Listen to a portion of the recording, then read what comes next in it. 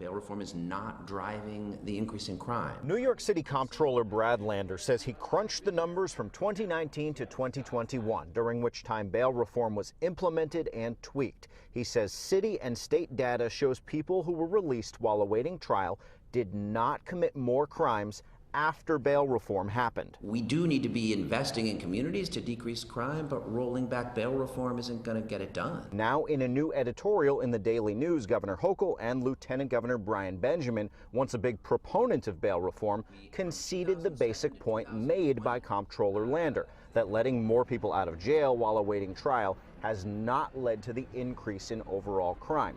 But they still argue three specific improvements to the state's bail system are necessary. First, repeat offenders already out while awaiting trial should be subject to arrest and bail. Second, all felony gun cases should involve bail, even when a gun is sold or given to a minor, which is not currently a bail-eligible crime. And third, violent crime should be subject to more pretrial restrictions. They argue this is not the much talked about dangerousness standard, but simply allowing judges to look at specific criteria like previous criminal history.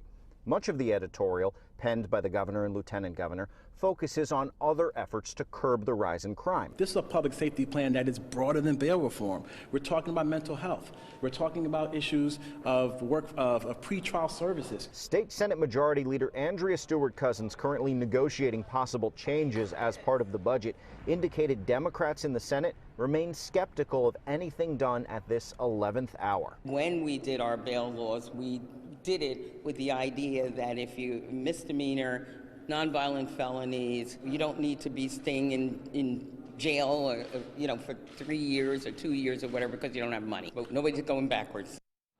And in the meantime, Mayor Adams, who wants to see some changes to recent criminal justice reforms, argues there are statistics to back up a case for that. He points to one in particular that shows a threefold increase in people who were arrested for gun crimes, allowed to go back out onto the streets, and then re-arrested for shooting-related crimes. That's a number up from about 41 cases to 117, 2019 to 2021. Live from the governor's Midtown office, Henry Rossoff, Pix 11 News.